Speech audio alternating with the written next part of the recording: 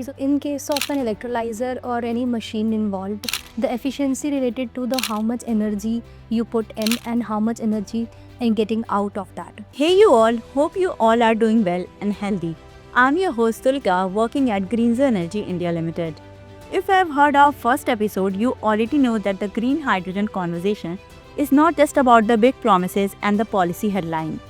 We explore what truly happened behind the scene, inside the technology, the engineering decision, and the system that power the green hydrogen. So in this episode, we are diving into that one word that comes up again and again in the industry, that is efficiency. So think of this episode as a journey. A problem creates temptation. That temptation has consequences. Those consequences lead to the realization, and from there, Greenzo discovered the solution and the key takeaway. So here with me, Dr. Preeti Mandiratta, research scientist in R&D department, who actively working on electrolyzer performance, design, and optimization.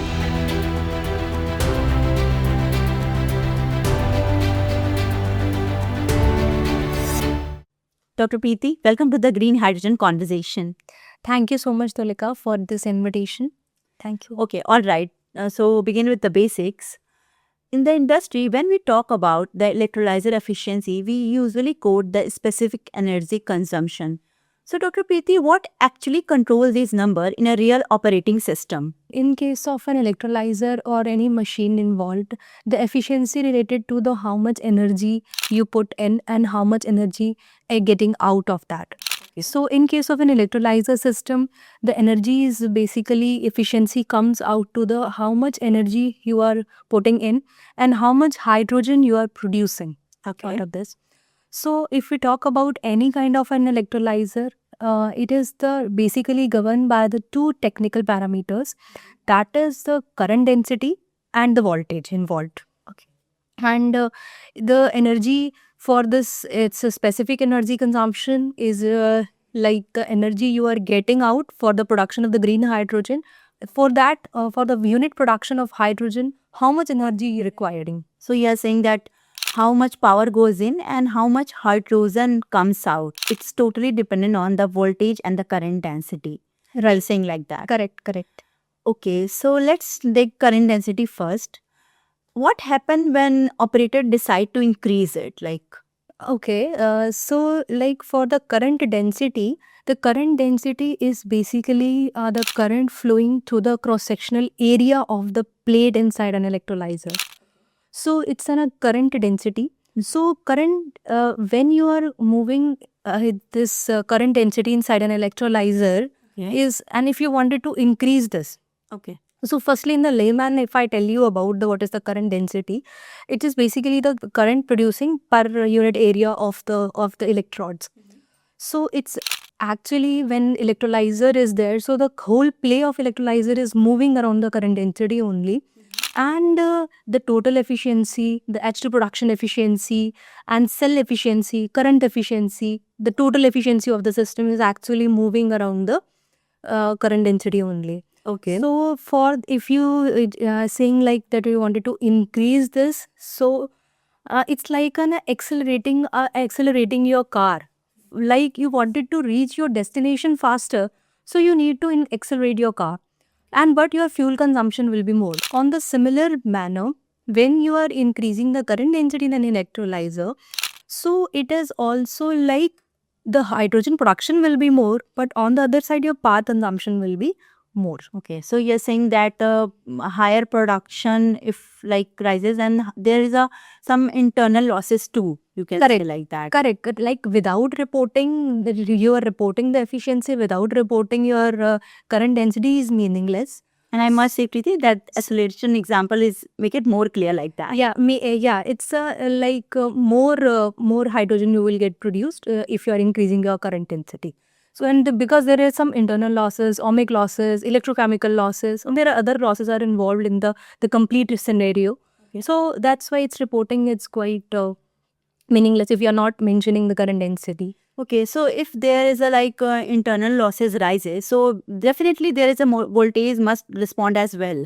Correct. So how does voltage enter the story? Voltage enters in this story is the ultimate of all the internal losses happening inside the electrolyzer system, like related to the degradation.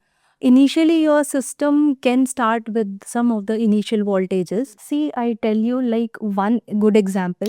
You wanted to make a electrolysis to be happen. So with the water, so there is hydrogen and oxygen will be evolved. Okay. So for this complete process, there is something called irreversible voltage.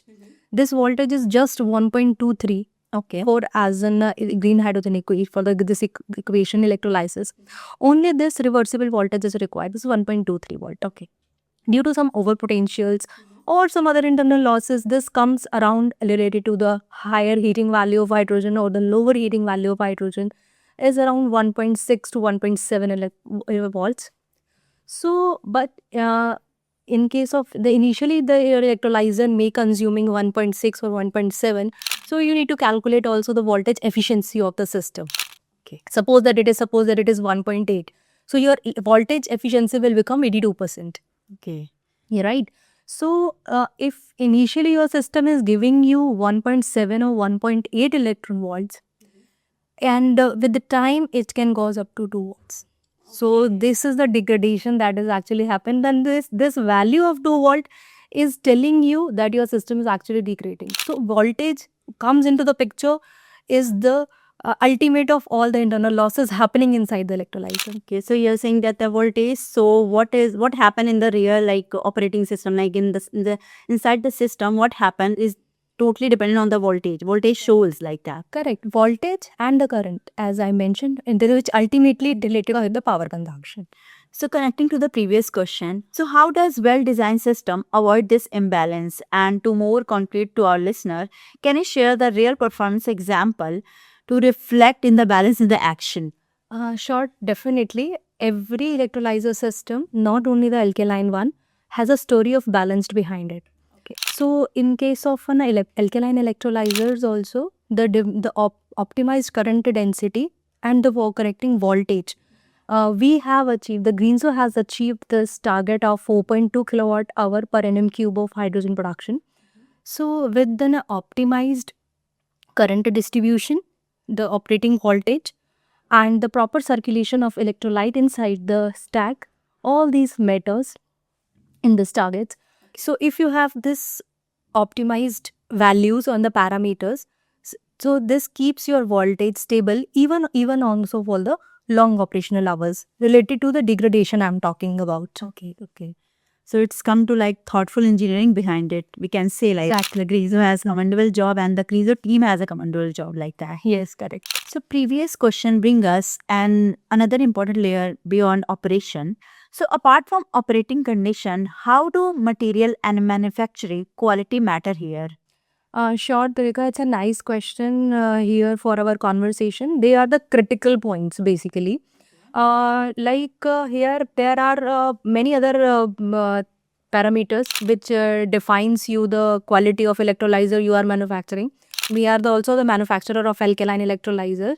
So electroplating quality, electrode manufacturing, the membrane fabrication, all these matters. Okay. Like for membrane quality, if you compromise, so it will directly affect the ionic resistance. Electrode structure will give us the surface reaction of the surface area happening inside the stack. And related to the electroplating, it directly affects the catalyst activity of the material. If you compromise any of this parameter, so your system will degrade faster. Okay. So through the Greenzo, through its R&D, has selected good materials for the production of stack. Okay. And the stack is basically, you must be knowing that it is a combination of different number of cells in a series combination. Okay. So the electroplating directly affects mention like the catalyst. So Greenzo has selected good catalyst material, Nice. and and the ionic conductivity of the membrane very less, and the optimized coating solutions as well. So Preeti, you are saying that if components are not manufactured properly, it won't be deliver good efficiency. Like system won't be deliver good efficiency. Yes, Right, correct. basically it is how well operated it is. Yeah, apart from the operating conditions, the manufacturing also matters. Greenzo has integrated designs of our geometry has such type of designs which actually minimize all the internal losses, because manufacturing actually related with the degradation of the stack. So when we talk about the manufacturing details or manufacturing materials, so we have a good proper circulation of electrolyte. Okay, and we have achieved the targets of current distributions, so which actually gives us a lower specific energy consumption. So Preeti, staying on this point, I have one more question about that. That the efficiency is not just about the how you run the electrolyzer. It's totally dependent on how you build it. Correct. It's a very good point here. We at the Green Zoo, we are the stack manufacturers. Okay. So it's a very critical for us to select a good material selection. And in this case, like one point is the material selection. Number two is the electrode engineering. Number three is the membrane fabrication. And the fourth is the right operating window. Okay. So it is in a complete integrated system. You cannot include it as an individual component. If you compromise with all these parameters, so number one is an electroplating part.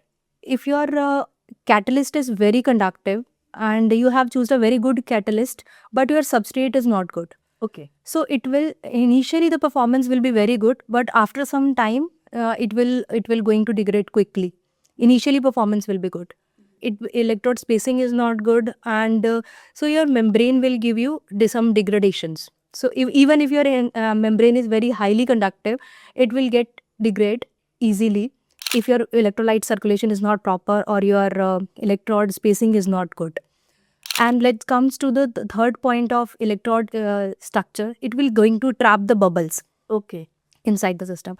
Means if you're running the system apart from the comfort zone of the electrolyzer, so all these things actually matters. With the right operating conditions also matters. So it's clear like that ki, like how you run the electrolyzer and how you build it's totally equally matter here. Equally matters. So both the things. As I mentioned that it is an integrated system. Okay. With the right operating conditions as well. Because of the complete system design in beginning from the material selection and electrode manufacturing, the good geometrical designs.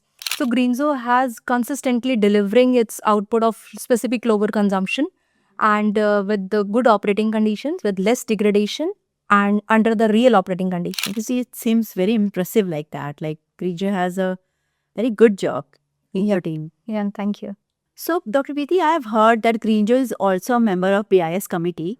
So, how does that shape your safety system and design practices? We are the member of committee of the BIS.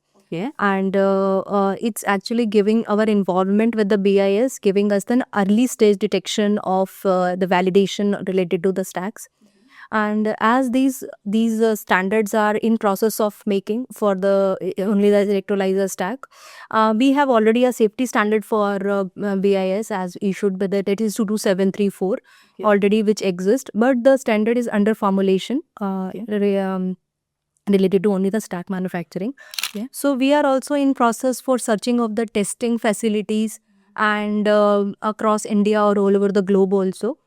While on the other hand, we are also in the standard formulation, and I am also working on the draft, making the draft for this standards. So it is as per the electrolyzer manufacturers. So we are related to initially selection of the materials and how the in situation test and out situations and the X situation test. The in situations when you are putting your materials inside the cell, and the out situation, the X situation tests are also there for the testing of the performance of the materials only. So these all are, we are in the early stage. It is not an afterthought for us. So for this validation, it is already in our mind that these are the steps and these are the tests that we need to follow up That's very great. for this validation of and as per the BIS methodologies. Okay. So in an overall conclusion, I can say that being the part of the BIS committee, overall, I can say like we are in a position for building our trust to our clients, our customers, and our stakeholders. That's very impressive, Preeti. So, Dr. Preeti, from our entire conversation, what I've really understood that it's not just about efficiency. There are several other factors what actually matter in the green hydrogen project. Right. It's the efficiency is the only the one part of the green hydrogen equation. Okay. There are the stack durability, material efficiency, the stability, the voltage behavior throughout that you are working on this particular right operating window. All these actually matters. Related to the safety aspects also, as we are dealing with the hydrogen, so the safety comes must. Preeti, I must say I have lots of topic to do podcast with you, and I'm really keen to learn with you like that. Yes, in some other day we can go deep dive into the BIS standards and the qualification requirements, what are the different testing protocols that is being required, and the testing methodologies, and where the testing facilities are available in India or all across the globe. So we can get and electroplating part, electrode manufacturing, membrane fabrication choices, and the right operating windows where the system can be integratedly work out. So some other day we can think over it and we can plan some days. Definitely. So that is very important takeaway from you, right, Preeti? So efficiency is not just about pushing harder. It's totally dependent on how you operate and manufacture and design properly together. So thank you, Preeti. Thank you so much to be here. And you're saying that the science behind technology and the proper everything you're saying like that to our listener, that is very clear in a practical way. Thank you so much, Preeti. Thank you. Thank you so much, Alika. Okay, and thank you to join us to our listener to in the Green Hydrogen Conversation. See you in the next podcast.